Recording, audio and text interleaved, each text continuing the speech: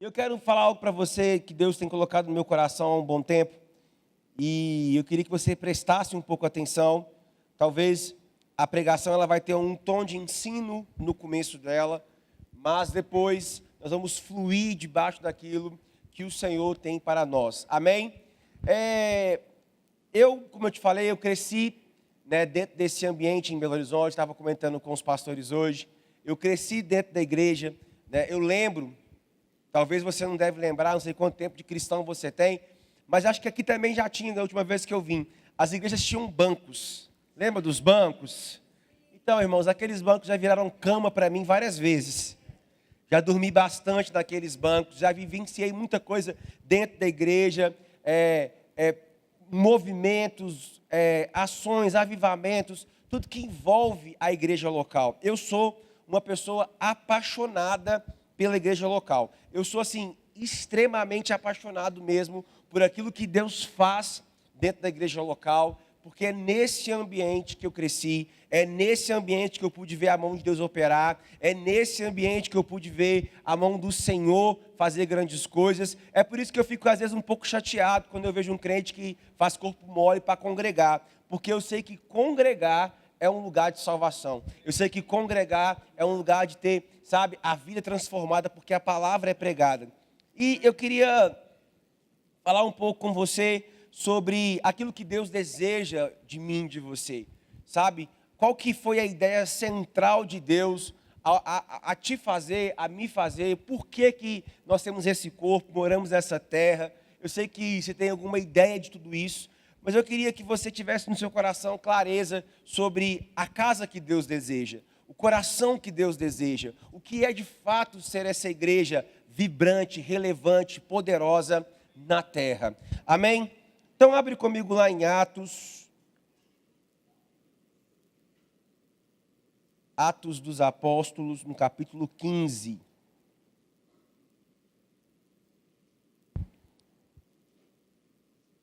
O livro de Atos, basicamente, ele vai trazer o início da história da igreja.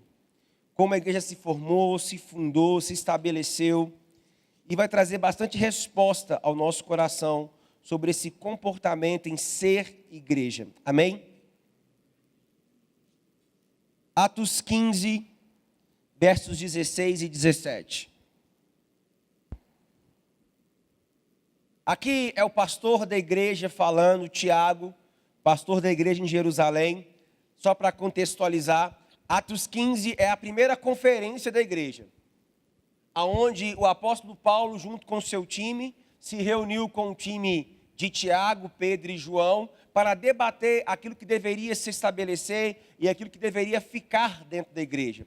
Então essa ideia de fazer conferência não é uma ideia da cabeça do pastor Eli, não é uma ideia da cabeça do pastor Daniel, está na Bíblia. Começou ali um momento de se juntar, reunir, ouvir, entender a vontade de Deus acerca daquele tempo. E nesse concílio, nessa conferência, nessa reunião, Tiago, como pastor da igreja em Jerusalém, ele vai pegar, podemos dizer assim, o microfone da época, sei lá como é que fazia, ou a fala da época, ou o ajuntamento da época, e aí ele vai trazer um parecer. Ele vai falar da importância do evangelho ser pregado a todos. Isso fica bem claro e evidente. Essa missão é dada para Paulo e para o seu time. E aí ele fala que uma profecia se cumpre. A profecia que vai se cumprir, ele vai dizer agora aqui, no verso 16 e 17. Depois disso, voltarei, retificarei o tabernáculo de Davi, que está caído, e levantarei das ruínas e tornarei a edificá-lo, para que o restante dos homens busque o Senhor. Sim, todos os gentios sobre os quais o meu nome é invocado, diz o Senhor, que fez todas estas coisas.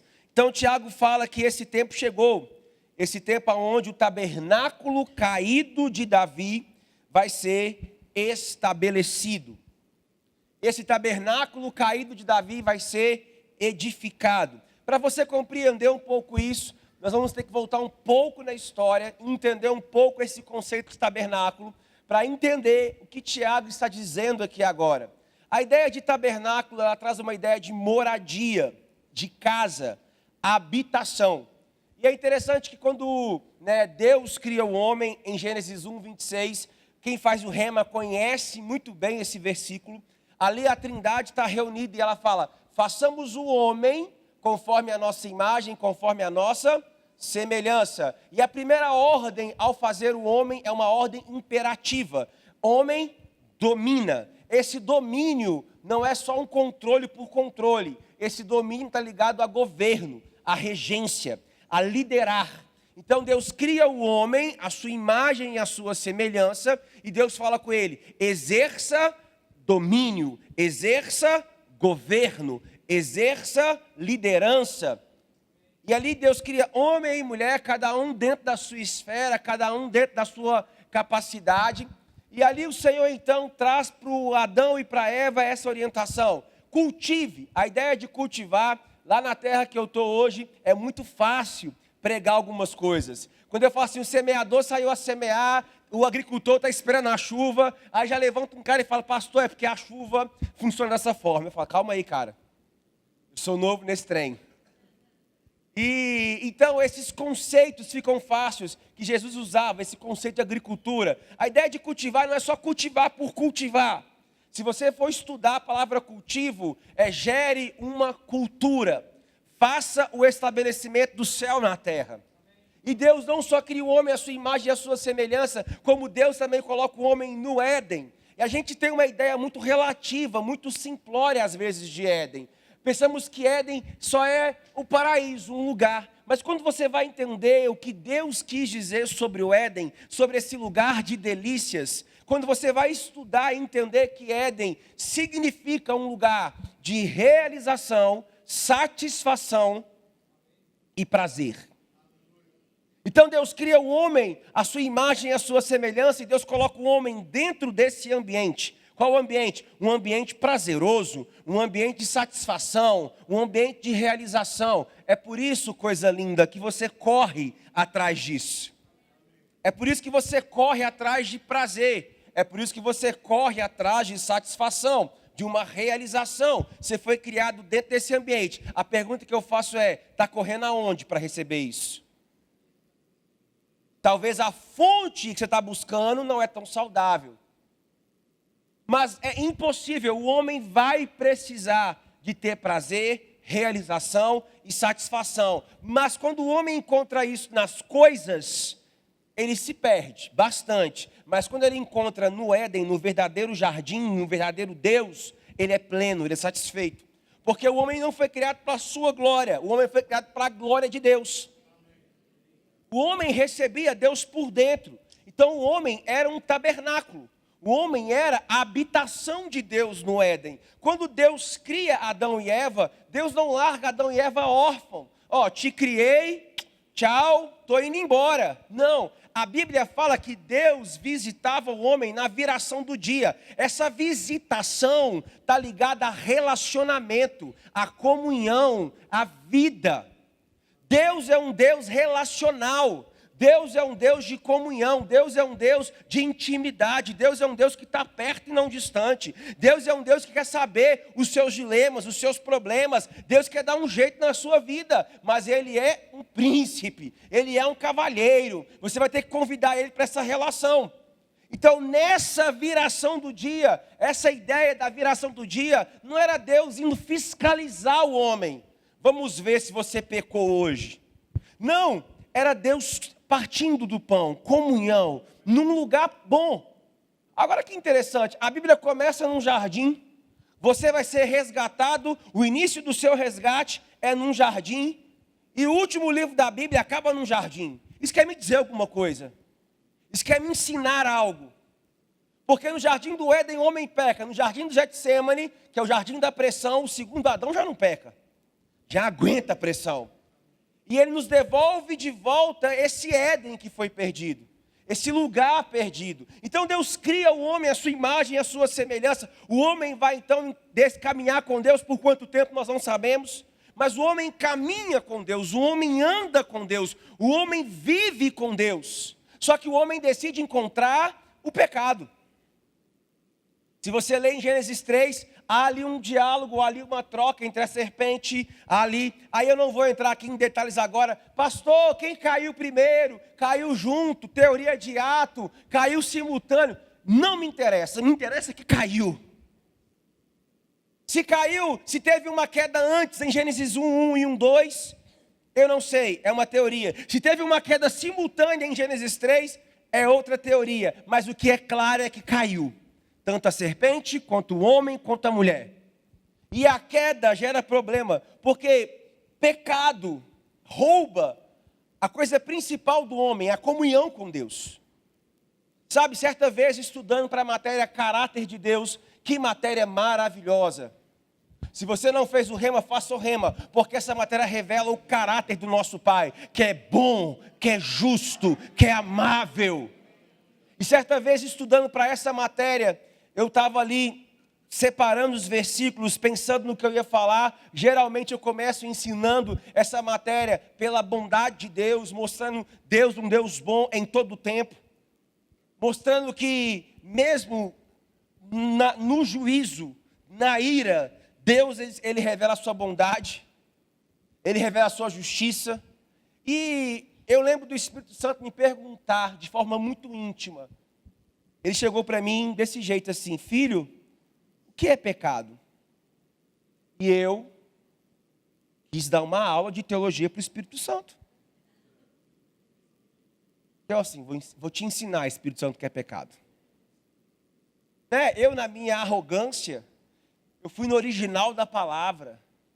Eu fui no hebraico da palavra, eu fui no grego da palavra, que basicamente quer dizer a falta de sentido de vida, perder o alvo, perder o caminho, desviar do caminho que estava seguindo. E o Espírito Santo, como ele é sempre educado, ele não me chamou de burro, que ele não, mas ele foi educado. Filho, o que é pecado? A pergunta veio pela segunda vez, e eu comecei a dar nome para o pecado. Eu falei, pecado é mentir. Mentir é pecado ou não é? Sim. Pecado é roubar. Roubar é pecado ou não é? Inveja, cobiça, prostituição, glutonaria. O pecado que o crente não comete. E o crente está isento desse pecado. Eu fui citando nomes, aí o Espírito Santo falou comigo assim: filhão, isso aí é a ponta do iceberg. E aí eu fui humilde, Eu abri, Espírito Santo, o que é pecado? Ele, abre a Bíblia lá em Gênesis 1:26, sabe o que está escrito? Eu abri, façamos o homem a nossa imagem e a nossa... E o Espírito Santo, de uma forma muito doce e educada, falou comigo assim: filho, pecado é qualquer coisa, seja ela pequenininha, que rouba a minha imagem em você.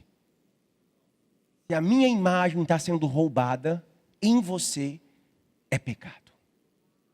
Qualquer coisa que ocupa o seu coração, mais do que eu, é pecado. Qualquer coisa que entra na sua vida e tem um espaço maior que eu, é pecado. Porque você não foi criado para sua realização. Você não foi criado para a sua vida. Você foi criado para o louvor da minha glória. Você é a minha imagem, a minha semelhança e não o contrário. Esse contrário que bagunçou a nossa vida. Porque o pecado é uma autonomia. A ideia do pecado é eu dou conta. A ideia do pecado, olha que interessante, a gente vai ver as consequências do pecado. Quando Adão e Eva pecam, eles vão cozer para si folhas de figueira. Poderia ser qualquer árvore, mas a Bíblia é categórica. Moisés, que escreveu o Gênesis, provavelmente, ele é enfático. O homem pegou folha para si de figueira. Por que não podia ser folha de bananeira? A folha de figueira. Agora, depois, se você quiser, não agora, para você não ter nenhuma distração, depois se você dá um Google, ou dá um chat GPT, agora deu um upgrade, Coloca assim, queimaduras na pele com folha de figueira. A folha de figueira, ela queima a pele. Ela traz dano para a pele humana. É queimaduras de 2º grau. Agora, todo mundo aqui, as crianças já saíram, a maioria tem acima de 16, já está um adolescente quase homem, ou quase uma mulher e um adulto, sabe muito bem o que Adão e Eva tampou. Não é verdade? Agora, olha a ideia de Adão, tampar e queimar o quê? A gente ri, mas qual que é a ideia? Adão está se auto-justificando. E está com essa auto-justificativa quase condenando você e eu. Porque se queima de tal forma que é irreversível, a semente de Adão não vai perpetuar sobre a terra. Você não estaria aqui, nem eu estaria aqui. Olha o que o homem quis fazer. Quis brincar de ser Deus e nem sabe. Tentou se auto-justificar. Aí Deus olha aquilo e fala, está em perigo. Tanto o homem quanto a mulher, vocês estão em perigo. Deus então faz promessas de devolver para eles o que eles tinham perdido. Que é o quê? Essa comunhão. Esse relacionamento com Deus. Essa vida com Deus. Essa entrada novamente com Deus. Então Deus promete para o homem. Ele vai dizer assim, olha, eu vou te resgatar. Você tentou resolver a sua vida, você não dá conta. Você não consegue resolver a sua vida. Você não consegue dar um jeito em si mesmo. Então o homem peca, se separa de Deus, se afasta do seu Criador. E agora o homem quer viver da forma que ele acha que tem que viver. Ele se torna independente. Vou te contar um segredo. Independência é um problema. Você foi chamado para ser dependente do seu Criador. Essa síndrome de rebeldia, de Che Guevara, tem que sair da sua vida. Sabe, a gente é um povo que foi treinado. Sabe, irmãos, é um povo muito complicado, às vezes, o brasileiro, o latino, o chileno. É o povo que eu tenho chamado para eles. E eu estudo muito sobre esse povo. A gente tem uma ideia muito Che Guevara. Muito revolucionária. Dentro da igreja a gente vê essa ideia de Che Guevara. Quando o pastor fala assim, fulano, pega o lixo ali para mim, ou limpa isso aqui, você já faz cara feia. Ele está achando que ele é quem? Para falar assim comigo? Uma ideia revolucionária, ditatorial, eu vou resolver. A gente emburra a cara.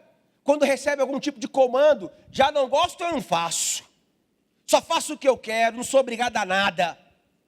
Um pensamento muito contrário às Escrituras, que mostra a importância de servir uns aos outros, cuidar um do outro, ser alguém que serve, que ama, que cuida, que pensa nos detalhes em relação ao outro.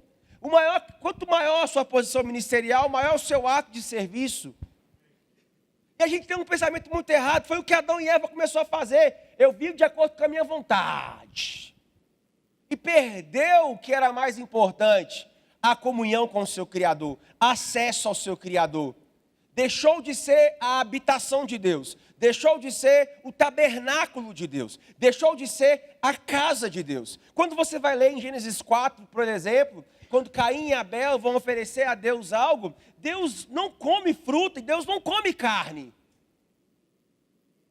Não é sobre o que um estava oferecendo e o outro não estava oferecendo. É sobre a condição do coração de um e a condição do coração do outro. Deus ainda falou, ei, se você fizer bem, Caim, eu vou receber, porque o pecado, está batendo a sua porta. Deus sempre vai sinalizar, Deus sempre vai mostrar, fica atento, não é bom. Esse não é o caminho certo. Esse não é o caminho que deve ser seguido. Mas eu e você temos uma síndrome Che Guevara. Queremos ser o dono. Queremos mandar. Eu vou fazer do meu jeito. Aí hoje em dia, né? No feminismo, meu corpo, minha regra, minha regra, minha regra. Que sua regra? A regra é do seu marido. Eu falo com Isabel, isso aí é meu. Você cuida disso aí direito, que é meu. Propriedade exclusiva minha. Fico meio brava às vezes. Sabe, a gente tem que ter esse tipo de pensamento bíblico. É um do outro, o outro, sabe, de servir, a gente perde essa autonomia. Você está rindo, irmãos, mas eu tomei essa consciência para a glória de Deus. Vou aqui contar uma história para você se alegrar e voltar aqui para a mensagem, para ficar mais sério um pouquinho depois. Quando os meninos nasceram, foram de 34 semanas, foi cesárea. Então, tem todo aquele processo da criança passar pelo canal vaginal, para a mãe ter aquela dor de parto insuportável que ela tem. E aí depois ela gerar ocitocina, né? Eu ria demais no hospital, assim, porque eu sou um pouco cômico, e o meu cômico às vezes é um pouco meio, como é que eu posso dizer? Especial. E aí assim, a Isabel estava lá, e depois é um outro dia, uma outra pregação, é um milagre também, né? 34 semanas, pressão subiu, deu pré-eclâmpsia, aí o médico começou a encher minha cabeça de coisa. Eu falei, eu vou me alegrar nesse lugar. Como é que eu me alegrei? Rindo dos outros, estava lá. Aí tinha lá nos quartos dos lados, né? São vários quartos assim, fica um do lado do outro. E eu escutei de tudo, das mulheres de parto normal gritando: arranca! Arranca! Aí uma falou assim com o marido: eu te odeio! E assim, eu achava engraçado, eu ficava assim rindo, segurando para rir. Mas de repente, né, quando passava aquele negócio todo ali, a mulher dava uma relaxada. Aí o bebê que só ela acha bonito, o pai também não acha, mas ele não tem coragem de falar o contrário. Porque se ele fala o contrário, ali já tem um problema no casamento. Né? Eu lembro dos gêmeos de 34 semanas, pareciam 2 ratinhos assim, bem bonitinhos, pela fé. A Isabela olhava, chorava, que coisa mais linda. Eu falei: Senhor, ajuda, vai ficar, pai.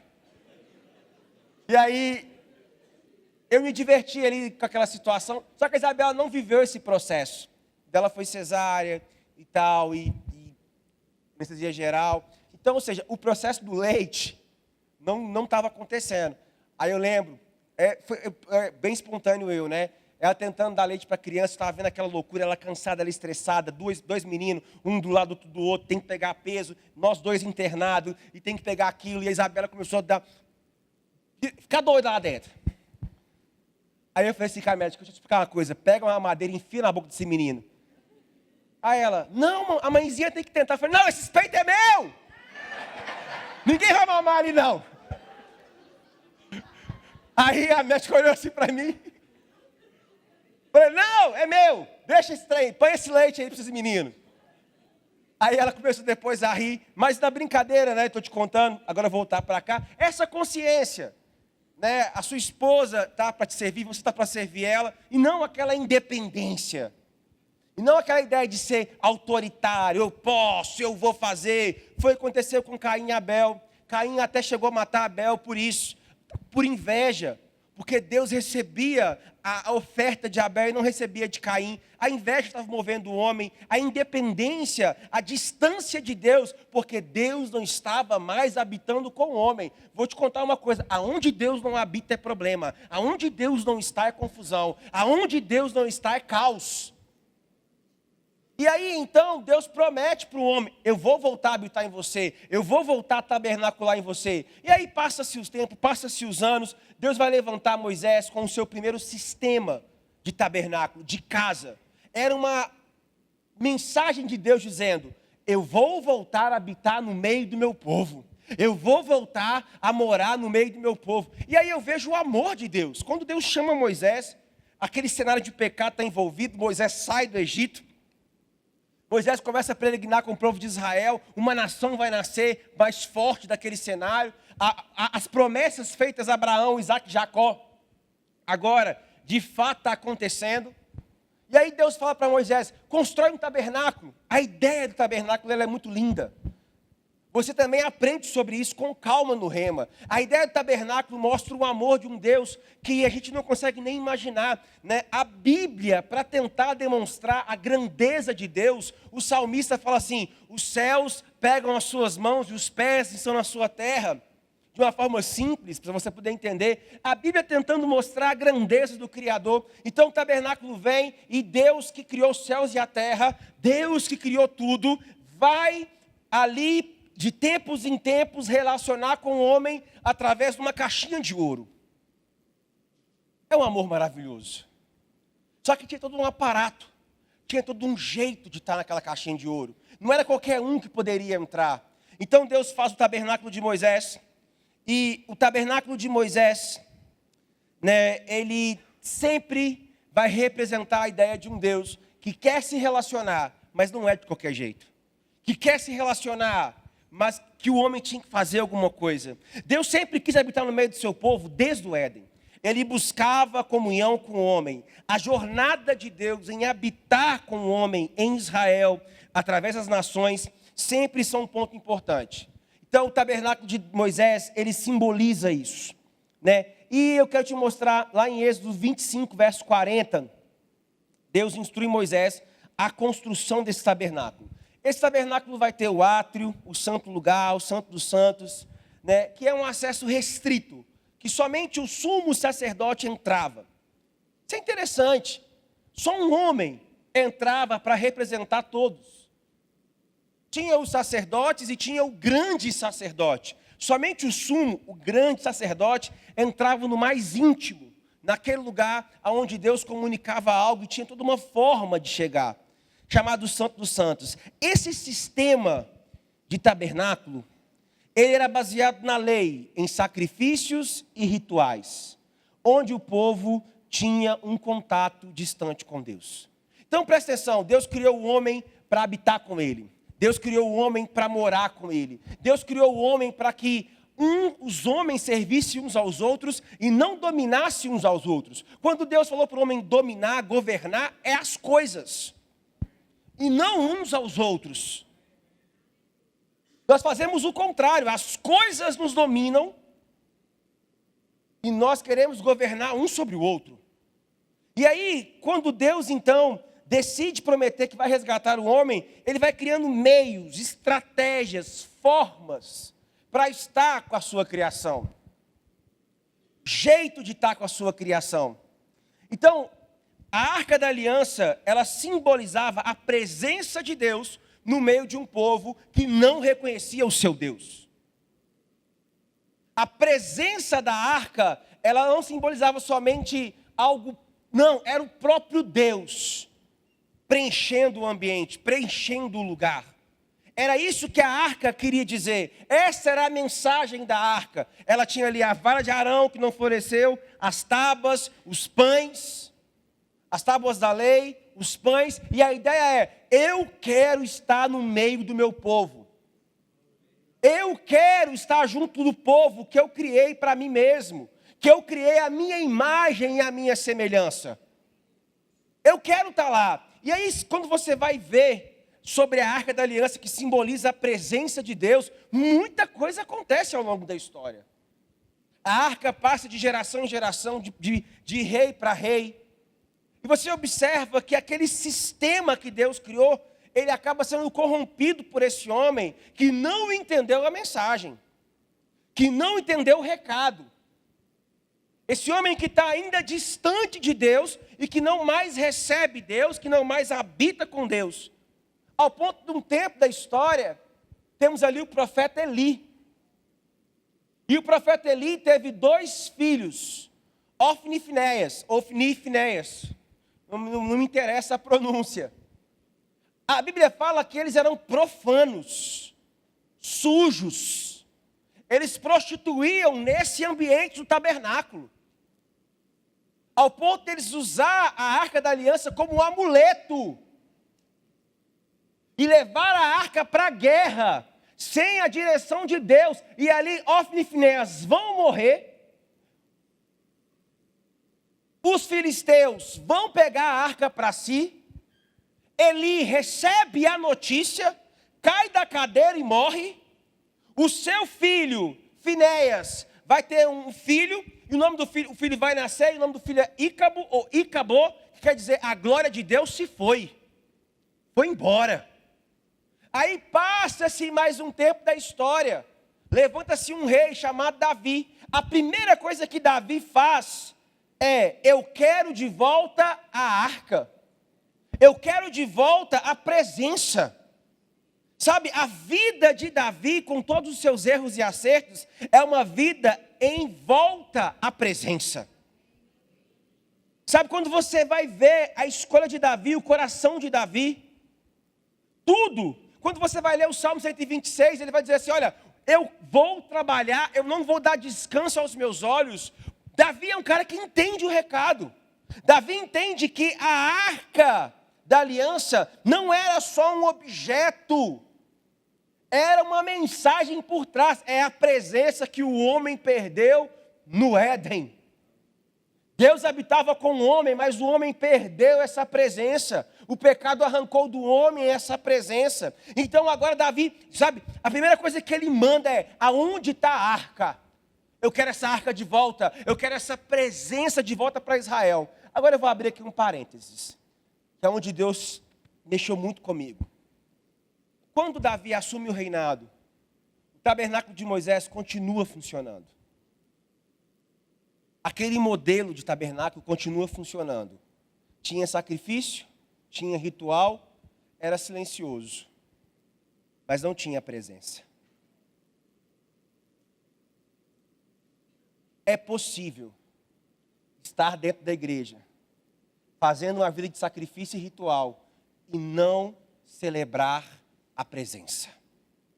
Foi a primeira coisa que, quando você observa, Davi, ele tinha tudo. E aí Davi fica tão desesperado pela presença de Deus, por aquilo que representava a presença. Manda buscar essa arca. Só que Davi vai buscar a arca empolgado, com os melhores carros. Só que no meio do caminho o negócio está errado. Morre quem foi buscar a arca.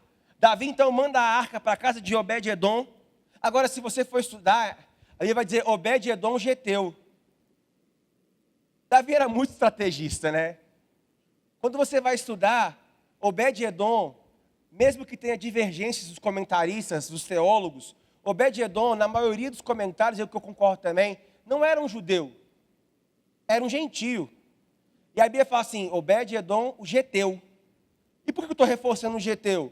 Porque Golias é o quê? Um geteu.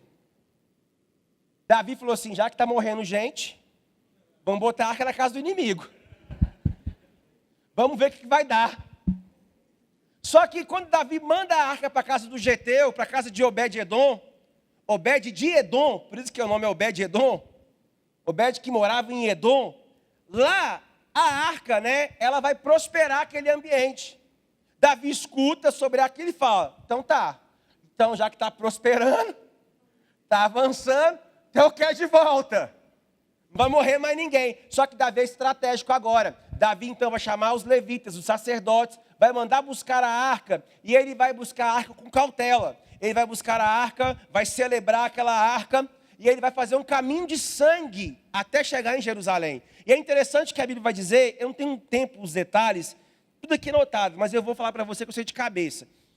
A Bíblia vai dizer que a cada 6 passos que os sacerdotes davam, matava-se um animal. 6. Número de quem? Do homem. A cada 6 passos, 1, 2, sacrificavam um animal, sangue era derramado. A cada 6 passos, sangue derramado. A cada 6 passos, sangue derramado. E aí, Davi escolheu 6 passos. O número 6 na Bíblia está ligado ao homem, a condição do homem. 666, o número da besta, é ligado ao homem. Vem para o rema que você vai aprender isso também, escatologia. E Davi, então, ele faz um caminho de sangue até chegar em Jerusalém. Só que nesse caminho de sangue em Jerusalém, Davi, ele olha para a arca, que é o símbolo máximo da presença. Eu acho que Davi lembra de Adão e Eva. Davi fala assim, vovô Adão, vovó Eva, perdeu a presença. Moisés tentou colocar a presença de uma forma em sacrifícios e ritos, que Deus o instruiu. Mas eu acho que o povo não entendeu o recado. Davi, de uma forma ousada, ele pega a arca, coloca no meio de Israel, em uma tenda.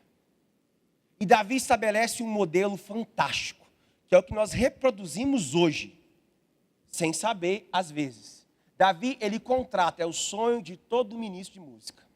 Davi contrata de tempo integral 400 músicos. 270 cantores. E aí, o tabernáculo de Moisés tinha sacrifício, tinha ritual e é silencioso. Agora Davi vai estabelecer um novo tabernáculo. E no tabernáculo que Davi estabelece, para celebrar a presença, não tem silêncio, pelo contrário, tem música, tem tambor, tem festa. E Davi então vai fazer algo chamado 24/7. 7 dias da semana, 24 horas, incansavelmente, ele contrata ali pessoas para celebrar a presença. Sabe, todo rei, ao longo da história, e até nos dias atuais, todo presidente, o investimento principal dele é em força bélica. Israel investe em guerra, porque tem que estar preparado. Estados Unidos, Davi não. Seu maior investimento foi como rei, cultivar e celebrar a presença. Buck Beagle, da casa de oração em F. Hope, nos Estados Unidos, ele fala que, se traduzir para dias atuais, era como se Davi tivesse gastado uma média de 700 bilhões de dólares para manter aquilo funcionando 33 anos. Coincidência também ou não? 33 anos esse modelo de celebração acontece. 33 anos esse modelo de adoração acontece de uma forma incansável, de uma forma onde Deus era celebrado. E sabe o que a Bíblia vai dizer? Se você ler 1 Samuel, 2 Samuel, 1 Reis, 2 Reis, a Bíblia vai dizer que Israel não perdia nenhuma batalha. Quer vencer guerra na vida? Celebra a presença. Quer vencer no ministério? Celebra a presença. Quer vencer na vida financeira? Celebra a presença. Sabe, irmãos, tem uma frase de Manuel Dias que ela mexe muito comigo há muito tempo. Há muito tempo. Nós, como igreja, falamos, eu tenho Deus, eu tenho Deus, eu tenho Deus. É verdade ou não é? Temos ou não temos Deus? Agora a pergunta que eu te faço essa noite é, quando Deus vai ter você? Porque nós falamos, eu tenho Deus, Deus habita em mim, é uma verdade. Mas quando Deus vai ter você? Quando Deus vai ter a sua entrega, a sua devoção? O que Davi fez foi devotar a presença. O que Davi fez foi celebrar a presença. Te indico 2 livros depois. Os Segredos do Tabernáculo de Moisés e Os Segredos do Tabernáculo de Davi. O que Davi fez foi festejar, se regozijar. Porque Davi sabia que aquilo simbolizava a presença. Simbolizava o quê? Deus no meio do seu povo. Só que quando a gente chega em João capítulo 1, a partir do verso 1, João vai escrever assim, no princípio era o verbo. O verbo estava com Deus. O verbo era Deus. Todas as coisas foram feitas por meio do verbo. Sem o verbo nada que foi feito, se fez. E o verbo tabernaculou. O verbo se fez carne. A presença que Davi celebrava anos atrás, onde ele levantou um modelo de adoração, agora ela se encarnou. E ela habita no meio do povo agora, novamente. E agora você pode tocar a presença, cheirar a presença, perceber a presença. Eu gosto muito de uma explicação de Filipenses, quando ele vai explicar sobre o que Cristo fez comigo e com você. Ele conta a história que ele tem um aquário na sua casa, esse aquário tem peixes lá, que ele cuida. E ele fala que toda vez que chega perto dos peixes, para cuidar dos peixes, os peixes se afastam. Porque a presença de Filipenses assusta os peixes. Aquela presença chega, ele vai cuidar, ele vai alimentar os peixes. Só que os peixes se escondem. Aí ele vai dizer assim é Deus no Antigo Testamento. Deus até queria estar com o homem, mas toda vez que Deus se aproximava, parecia que o negócio, espera aí. Moisés fala você com Deus, não, Jeremias, traz você o recado. O homem parecia que tinha medo. Aí o que Filipenses fala? Então vem Jesus. E ele não fica de fora do aquário. Ele entra no aquário como peixe. E ele é semelhante agora aos outros. Sabe, talvez você não pense nisso, mas eu quero te ajudar a pensar essa noite. Sabia que Jesus foi um bebê? Sabia que Jesus precisou ser ensinado pela sua mãe a ir ao banheiro? Sabia que o Criador se sujeitou à criatura para resgatar a sua criatura de volta? A Bíblia vai dizer em Filipenses capítulo 2 que mesmo sendo Deus, não se usurpou ser igual a Deus e não achava que tinha que pegar esse lugar de direito. Ele desligou o seu interruptor divino. Semelhante. Naquela época, como era a fralda, eu não sei. Mas Jesus fazia cocô, xixi na fralda. Teve que aprender a falar. Foi gugu. Porque a gente tem uma ideia muito errada às vezes. A gente pensa que Maria pariu Jesus hoje, amanhã ele estava lá sendo batizado por João Batista. Esse é o Cordeiro de Deus que tira o pecado do mundo. Não. Ele cresceu em graça, em estatura, se reconheceu nas Escrituras, sabia que aquilo que estava sendo falado e profetizado era em relação a ele. semelhante a um homem que você podia tocar a presença de Deus. E o recado era o mesmo. João vai dizer isso. Ele tabernaculou. E aí, em João 1, temos essa mensagem. Em João 2, temos o primeiro milagre de Jesus. Jesus vai realizar esse milagre no casamento. E eu acho interessante que o primeiro milagre de Jesus poderia ser feito em qualquer coisa, em qualquer lugar. Jesus poderia de cara curar um cego, de cara fazer um paralítico andar, mas Jesus também já deixa a letra. Meu primeiro milagre foi no casamento. O recado é dado de cara. Para Deus é importante, sim. E o que ele faz no casamento? Ele faz a água transformar em... O recado é bem claro. Se faltar alegria, eu devolvo para o casamento. Eu faço a água transformar em vinho de novo. O primeiro milagre de Jesus não foi levanta e anda. O primeiro milagre foi numa festa, sendo gente, convivendo, relacionando, comendo do pão, bebendo vinho, festejando com seus discípulos. Logo depois, em João 3, ele encontra Nicodemos. Quem é Nicodemos? Um alto doutor da lei. Esperto, procurou Jesus de madrugada. Por quê? Porque não poderia colocar a sua reputação à prova. Não, vou procurar Jesus de madrugada. E ele chega para Jesus e fala assim, sei que o que você faz vem da parte de Deus. Jesus, é mesmo, Nicodemos? Você sabe? O senso de humor de Jesus é ótimo. Você sabe mesmo? Sei. O que você faz vem da parte de Deus. Ele vai dizer assim, Nicodemos, só tem uma coisa que é necessária. Nascer de novo. A sua reputação não pode ser exposta, né, Nicodemos? Mas o que você está procurando, só o novo nascimento te dá. Olha João é muito inteligente, a gente não presta atenção no seu escrito. Aí temos João capítulo 4. Agora é uma mulher, à luz do dia. Olha que interessante isso aqui, olha esse paralelo. No capítulo 3, um homem fariseu, não, né? Um homem, doutor fariseu. Fariseu. Doutor da lei, alta classe judaica, homem privilegiado, ali, vou de madrugada. A síndrome de Acabe, que tem nos homens. Homem frouxo. Começou com Adão. Aí foi passando de geração em geração. Aí agora, à luz do dia, o sol rachando o coco. Uma mulher, e não é qualquer mulher. É uma mulher que tem muito problema. Uma mulher samaritana. Que não era nem judia e nem gentia, era uma mistura.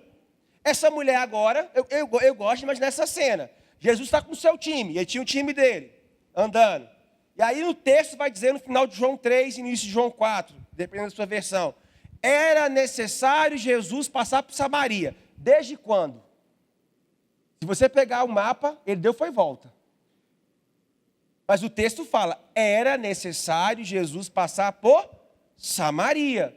Então vai os discípulos com Jesus, eles estão com fome, reclamam com Jesus. Então, pastor, líder, fica tranquilo, murmurar já é antigo. Eles reclamam com Jesus, estão com fome. E aí Jesus fala assim, vai buscar então a comida, ele fica sozinho. E aí Jesus está lá. Tem uma mulher que vai buscar água meio-dia. O interessante é que o momento certo de buscar água era de manhã, com o sol mais fraco. Agora uma mulher vai sozinha buscar água. Essa mulher buscar água nesse horário, para a sua comunidade, representava muita coisa. Não era só um fato de buscar água. Representava que ela não era honrada, que ela não era digna, que ela era humilhada pela sua sociedade da época. E Jesus está lá, sentadinho, esperando ela chegar. Aí começa a conversa. Ela está pegando água e ele fala, ei, me dá essa água aí.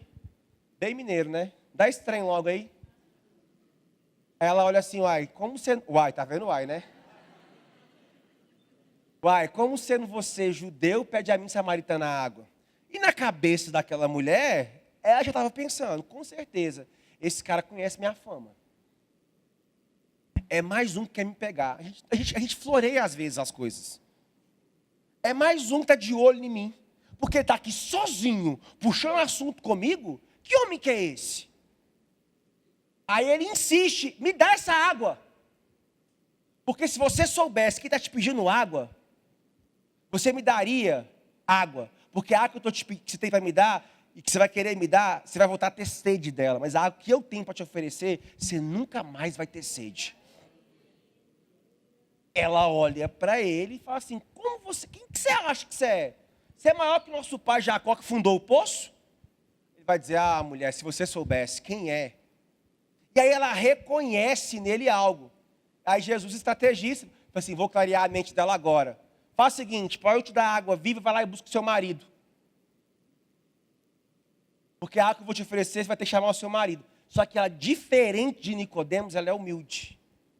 Nicodemos recebe a repreensão, tem que nascer de novo, Nicodemos. Tá bom. A Bíblia fala que ele calado sai. Essa é a ideia. Não faz nada. Ela vai dizer assim, eu não tenho marido. É o que ela fala, eu não tenho marido. Fica tranquilo. Eu não tenho. Aí ele vai dizer assim, dissestes bem. Já teve 5, que está com você nem seu é. Das duas, uma, irmão, ou essa mulher era viúva negra, casou 5 vezes e matou 5 maridos, ou ela roubou 5 de outra. O atual, a gente sabe que não era dela. Então, qual que era a fama dela? Piriguete gospel. A fama dela era essa, para ser em boas palavras. Não tem jeito para você não, minha filha.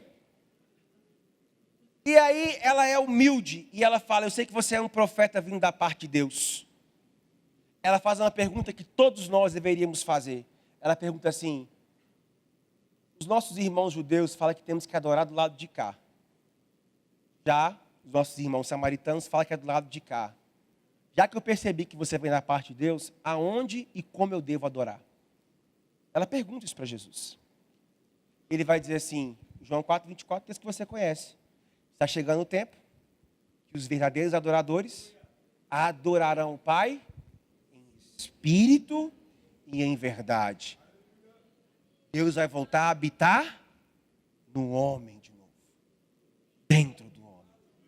E aí, por que ela pergunta sobre adoração? E aqui é onde nós vamos trabalhar um pouco.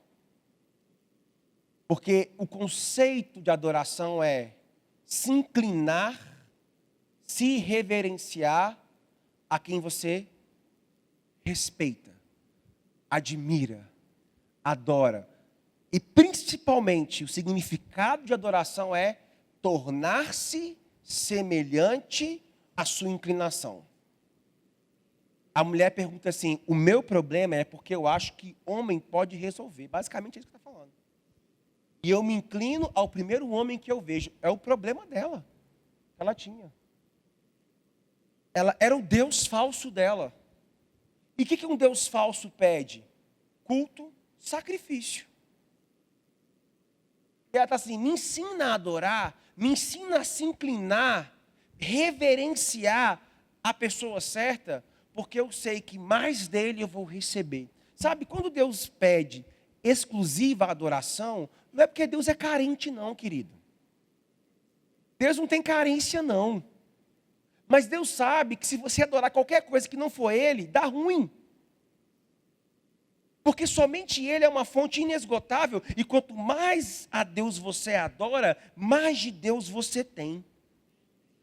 Mais de Deus você recebe. Ela fez essa pergunta. Ela começa como uma mulher não tão bem vista e termina como uma evangelista. Eu gosto de imaginar a cena. Ela chega na cidade, conheci um homem, o povo diz assim, conta uma novidade para nós aí. Se é boa de conhecer homem, eu já sei. Qual que é a novidade? Aí ela vai para cima. Ele não quis segundas intenções comigo. Ele não apontou o meu pecado, ele apontou o meu destino. Ele me deu uma nova perspectiva de vida e de futuro.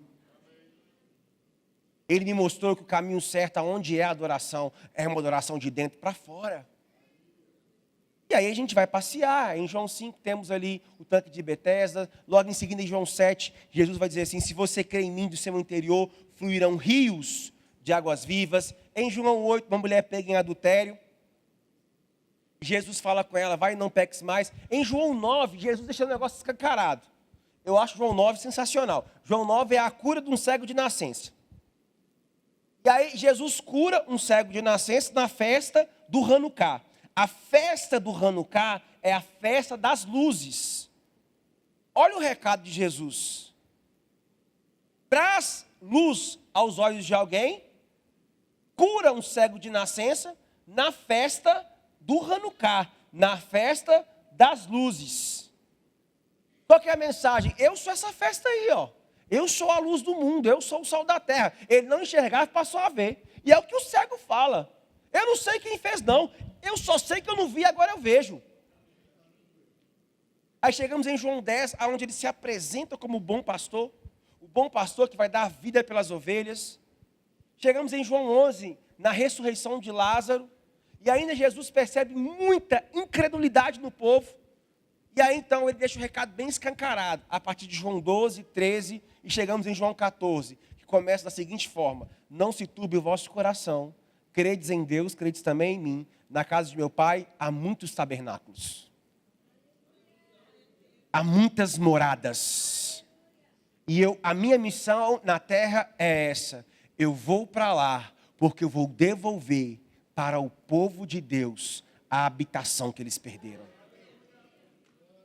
Eu vou devolver para eles o tabernáculo. Então, Amós, abre comigo, lá em Amós, capítulo 9. A gente vai chegar aqui num bom lugar, meu irmão. Amós, capítulo 9.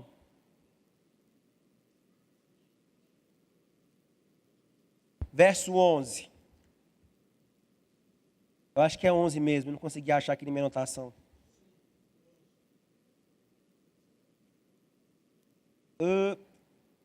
Deixa eu achar aqui. Se você achou, pastor, ele lê para mim aí que você já achou para ganhar tempo.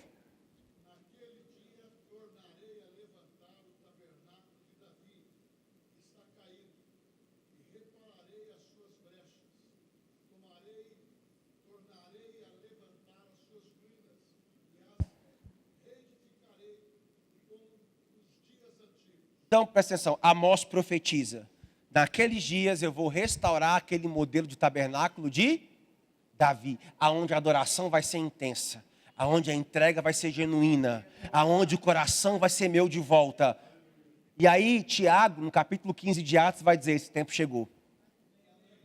Jesus morreu, pagou o preço pelo meu e pelo seu pecado, foi aos céus, derramou o seu sangue, não mais um animal que vai abrir um caminho de sangue. O sangue de Jesus abre o caminho até Deus agora.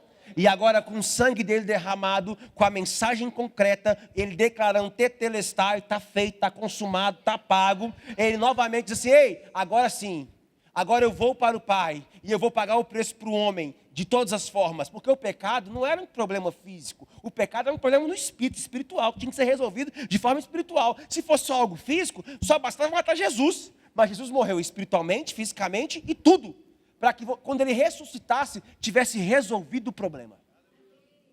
E agora, aí então Tiago percebe que isso acontece, vem em Atos 2, você é cheio do Espírito Santo, a igreja começa a crescer, começa a se movimentar, aí Tiago então no meio daquela reunião fala, entendi algo, aquele tabernáculo que Davi fez lá atrás, aonde Davi pagou, gastou bilhões de dólares para celebrar a presença, o que Amós falou em Amós capítulo 9, verso 11, agora é uma verdade, Deus voltou a morar dentro do homem, Deus voltou a habitar dentro do homem, o tabernáculo voltou a estar dentro do homem, e o homem agora pode falar, eu sou casa, morada de Deus, a habitação, isso é tão forte, que o primeiro mártir, que é Estevão, morreu por causa dessa mensagem.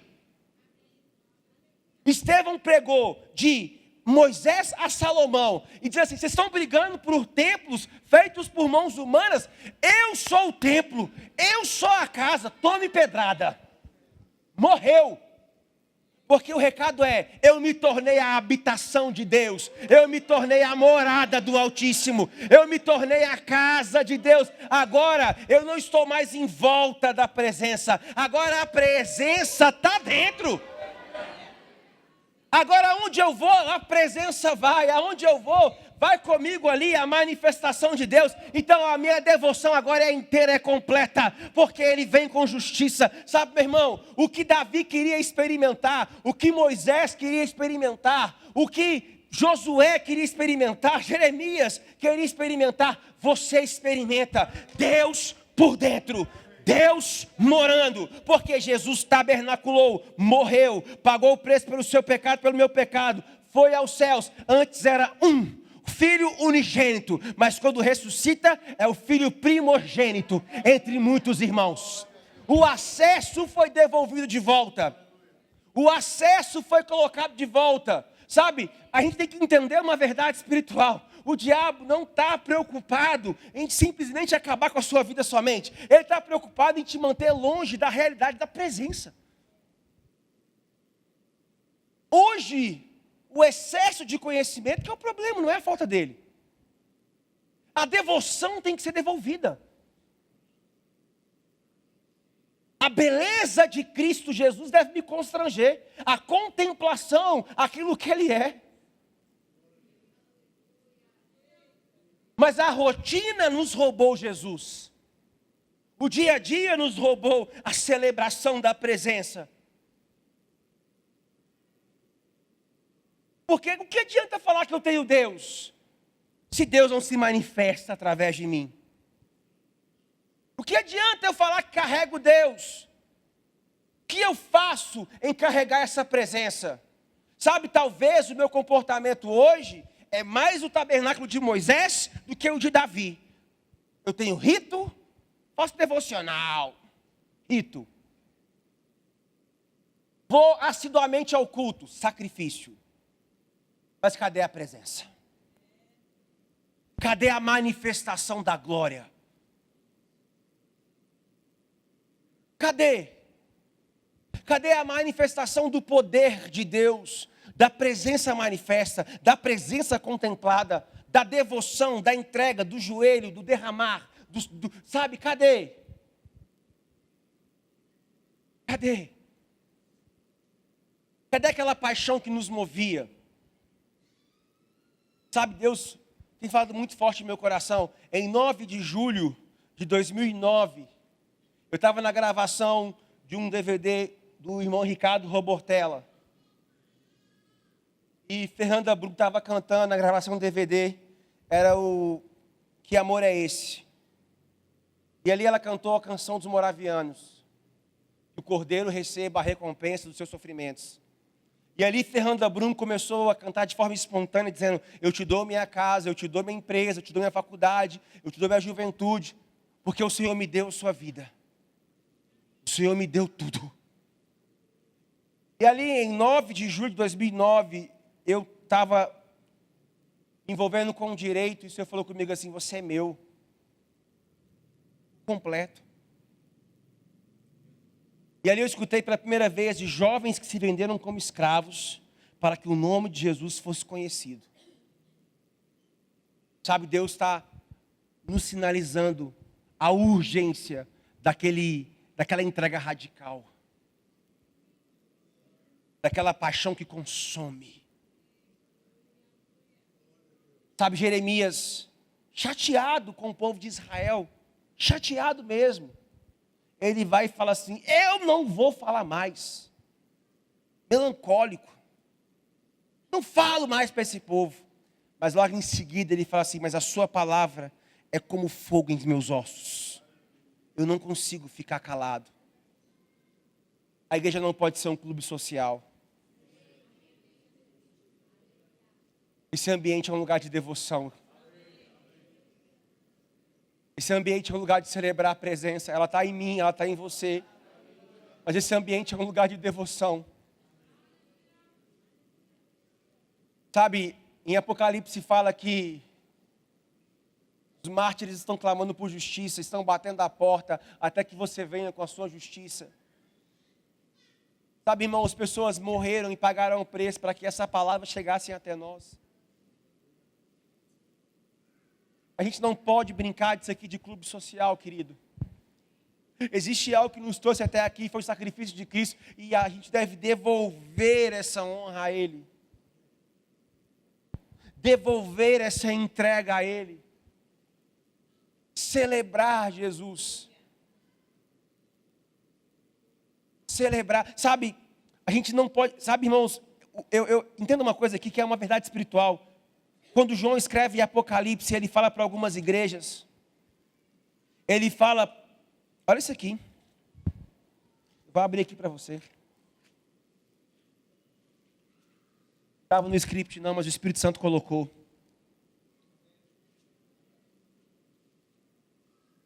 Olha aqui. Capítulo 2 de Apocalipse. Escreve ao anjo, ao pastor. É Jesus falando para a igreja. As cartas às igrejas não é para ímpio, é para a igreja. Escatologicamente, tá bom, pode ter pontos na história escatológicos, ok. Mas não deixe de ser um recado para a igreja. Não deixe de ser uma mensagem para o corpo.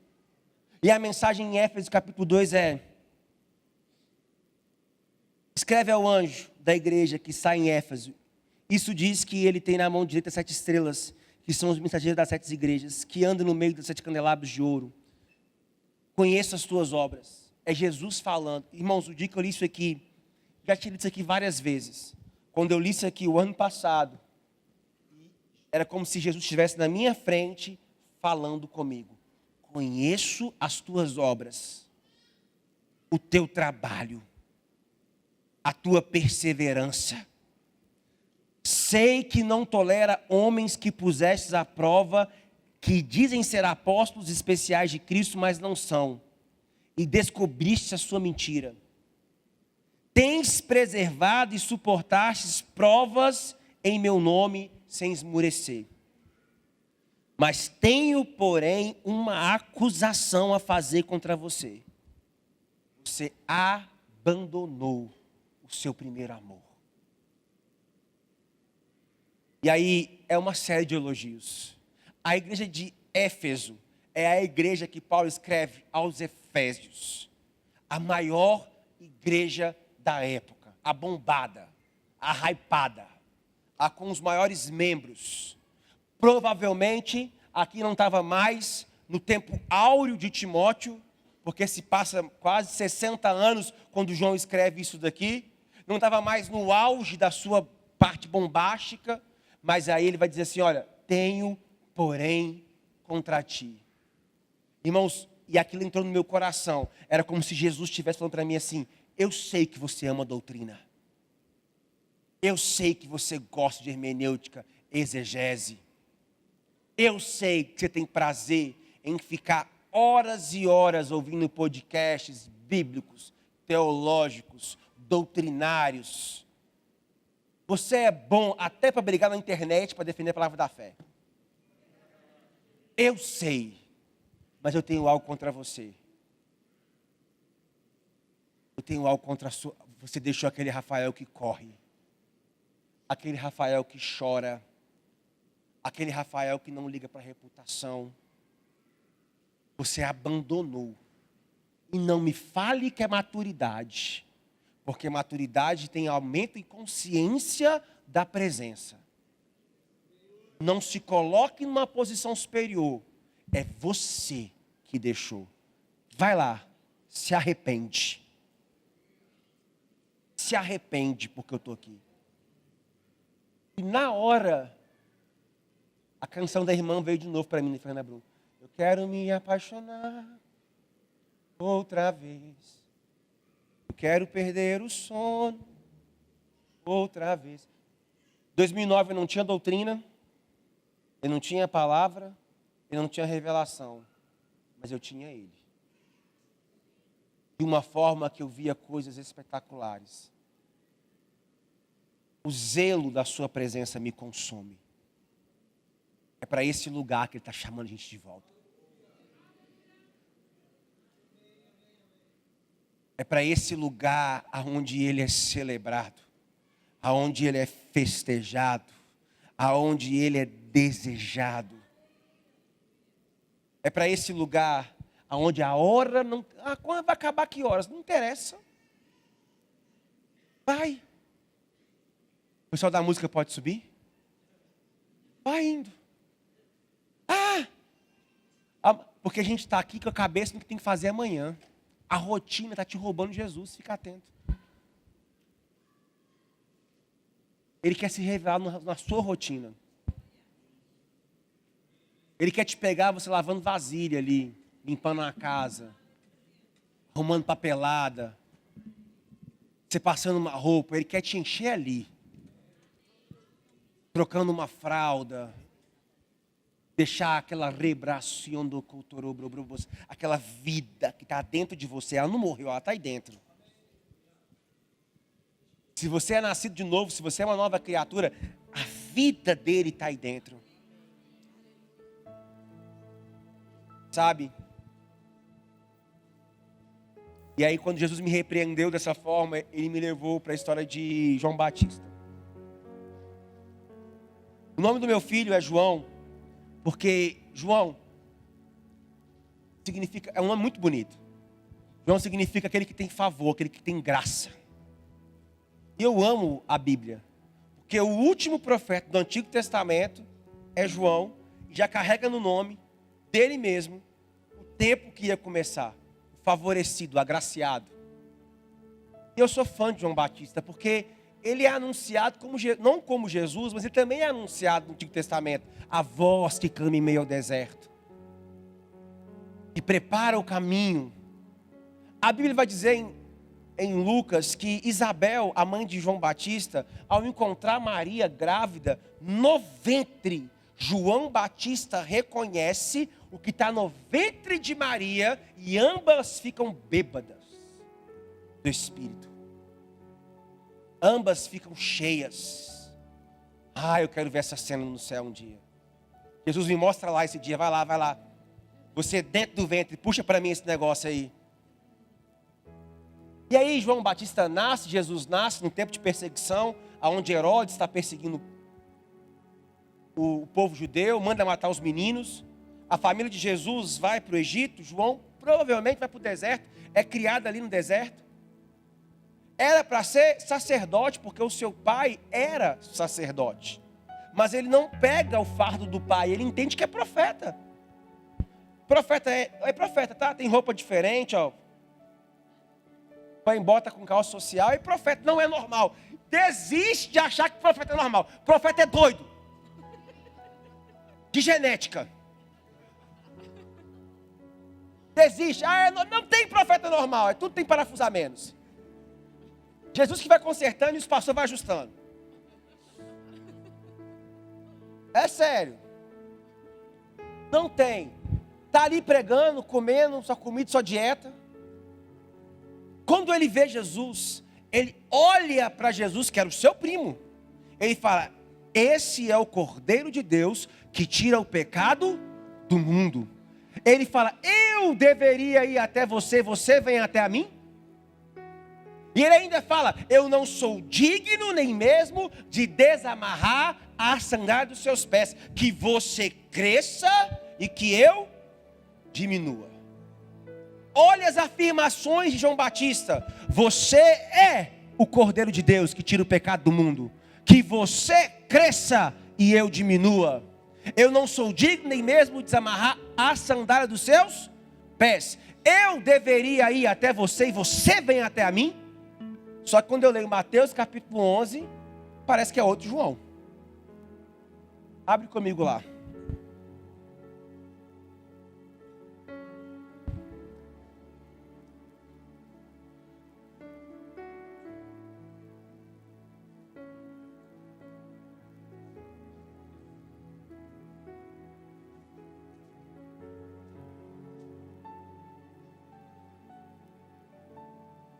Verso 1.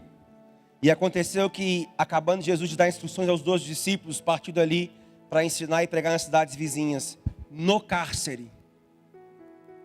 João ouviu falar dos feitos de Cristo e enviou 2 discípulos e perguntou, és tu que há de vir? Ou devemos esperar outro? O que mudou, irmãos? Cenário. João não está mais solto no deserto pregando. João está preso. E agora as circunstâncias dita para João quem Cristo é. João está no cárcere.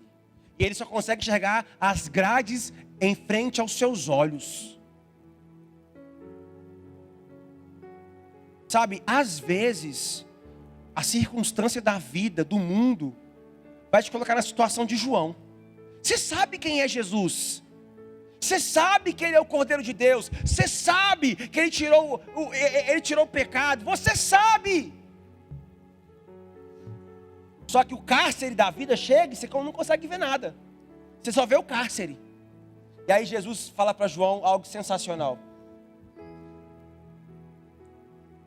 Ele vai dizer assim, Jesus respondeu: ide e anunciai a João as coisas que ouvi e vedes. Os cegos vêm, os coxos andam, os leprosos são purificados, os surdos ouvem, e os mortos são ressuscitados, e aos pobres é anunciado o Evangelho. Sabe qual é a resposta de Jesus? Diga a João que eu sou o mesmo. Não foi porque a circunstância dele mudou que eu mudei. Eu sou o mesmo. Diga para João que eu não mudei. Eu sou o mesmo. Aí você tem duas opções. Você pode ficar como João, só vendo o cárcere. Ou você pode ficar como Estevão, que mesmo na pressão, apedrejado, viu Jesus de pé.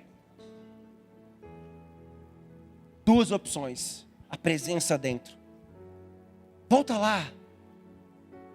Naquela paixão, naquele fervor. Sabe, João no começo estava empolgado. Leva Jesus os discípulos. Tudo seu. Leva embora. Que você venha crescer mesmo e eu venha diminuir. Mas quando vem a circunstância, parece que o tom da fala muda. Ah, ele parece comigo, com você não. Você é diferente, você é melhor que eu. Sabe, quando as circunstâncias vêm, quantas vezes eu já me coloquei nessa posição de João aqui. Jesus, você não está vendo não? Você não está vendo que esse povo é ingrato na minha condição? Você não está vendo que eu fui traído? Você não está vendo que eu fui abandonado, humilhado? Que estão falando coisas a meu respeito que não é verdade? E Jesus, eu continuo sendo o mesmo. Eu continuo curando, eu continuo fazendo o cego enxergar, o surdo ouvir, o coxo andar. E a quem precisa do Evangelho, ele está sendo pregado e anunciado. Volta lá. Para a igreja de Laodiceia, João vai dizer assim: você não está nem quente e nem frio. Está morno. E morno, eu estou pronto a vomitar. Quente, em ser terapêutico, e frio, revigorante. Água fria, revigora. Água quente, relaxa. Você não está revigorando ninguém.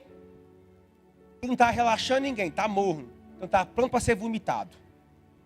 Está falando para a igreja. Não é para ímpio, é para o corpo. É para você, é para mim. Morno não serve. Frio não serve. Espiritualmente falando. Não serve. Não serve. Serve o quê? Voltar lá. Compra dele ouro fino, puro. O que quer dizer isso? Se refina com Cristo. Contempla Jesus. A devoção, a contemplação, a fascinação por Cristo. Jesus é tudo que nós temos. Eu falo com a minha esposa direto, eu falo assim: meu amor, te explicar uma coisa. Eu preciso amar mais Deus do que você. Porque senão não vai dar certo. Eu não vou conseguir ser o marido que eu preciso se eu não amar mais Jesus do que você. Então eu preciso estar com Ele, eu preciso dEle. Eu preciso que Ele revele para mim cada vez mais essa fonte inesgotável.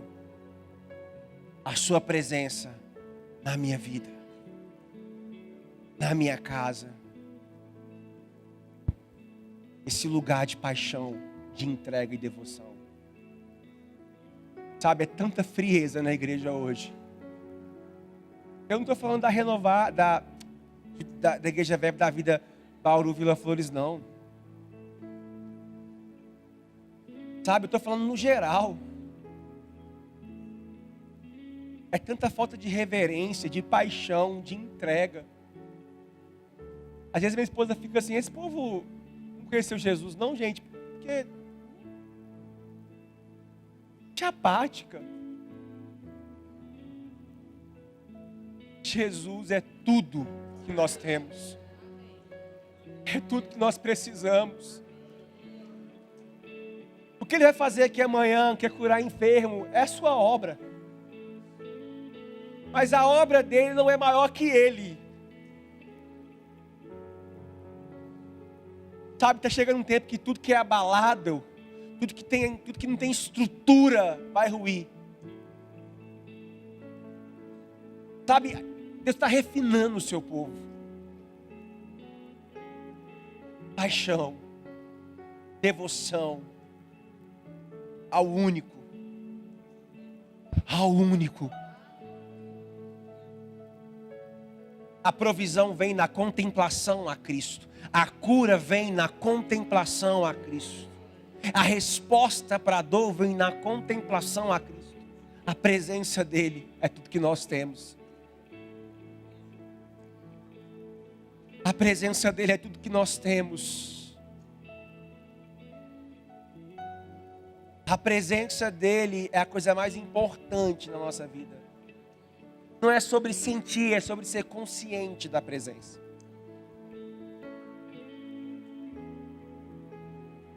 É sobre, sabe, olha o que Davi fez. Olha o que os antigos fizeram.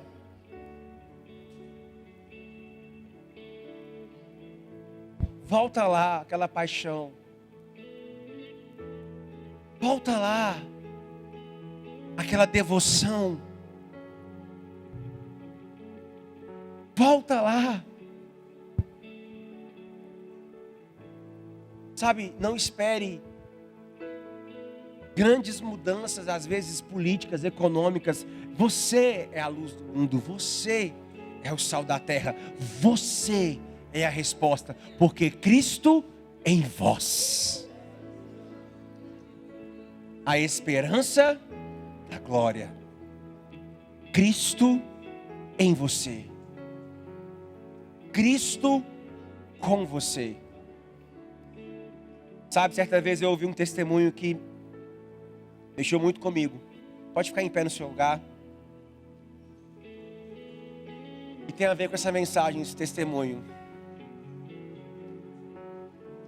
Eu queria uma canção, não que falasse dos feitos que Ele pode fazer, mas que adorasse aquilo que Ele é. Se vocês pudessem pensar em algo desse jeito. Não o Deus que opera milagres, abre portas, que eu sei que Ele faz isso. Mas o que Ele é, a sua grandeza, a sua santidade, a sua bondade. Sabe, certa vez eu escutei um testemunho muito forte. De uma menina lá no Espírito Santo, em Vitória, que ficou tetraplégica. Ou seja, ela sofreu um acidente e ela só mexia o pescoço e embaixo, nada. E essa menina, ela recebe Jesus. Ela não era crente, ela entra no processo de conversão e ela começa a crer na sua cura. E alguns movimentos começam a voltar. Aí um dia ela bem irritada, ela faz uma oração. Ah, é muito ruim, Jesus. Dá uma ordem para o seu corpo e ele não obedecer. A minha cabeça funciona, mas o corpo não quer obedecer. Aí ele falou assim para ela contando, eu sei o que é isso. Ela, como assim? Abre em Efésios. Eu sou a cabeça da igreja e muitas vezes eu estou dando uma ordem e eles não estão obedecendo. Eu sei o que é isso. Eu estou falando para o corpo, anda mais rápido, vai lá, prega a palavra, impõe as mãos. Vai. E o corpo está, ó, fingindo que nem é com eles. O corpo está parado. Aquilo mexeu muito comigo. Porque quantas vezes Jesus me mandou fazer algo e eu não fiz? Quantas vezes eu passei perto de alguém e percebi que deveria orar e falar para aquela pessoa alguma coisa e eu não fiz? Não tenho tempo. Não posso agora. Quantas vezes eu fui grosseiro com uma caixa, com alguém, e a luz de Cristo não brilhou? Quantas vezes? Sabe, essa é uma noite de devoção. Essa é uma noite de deixar a paixão acender novamente no coração. Essa é uma noite de derramar em quem pode resolver para você. Essa é uma noite de entrega, de celebrar a sua presença. A sua presença que habita em nós, sobre nós e através de nós. A sua presença que é real, que é doce, que é verdadeira. Que está nesse ambiente aqui agora, nessa casa. Mas que a bênção, eu quero o abençoador. O Senhor é meu pastor e nada me faltará. Não é só porque Ele vai me dar recursos. É porque Ele é tudo o que eu preciso. Então nada me falta. Não é só sobre aquilo que Ele pode me oferecer. É sobre aquilo que Ele é. Uma devoção completa a Cristo. Ou se precantarabras, que terebrandarabras. Eu quero largar você bem à vontade agora. Se você quiser ajoelhar, você pode ajoelhar. Se você quiser abaixar sua cabeça, você pode abaixar. Se você quiser sair do lugar e orar, andando para um lado e para o outro, você pode fazer. Mas se entregue.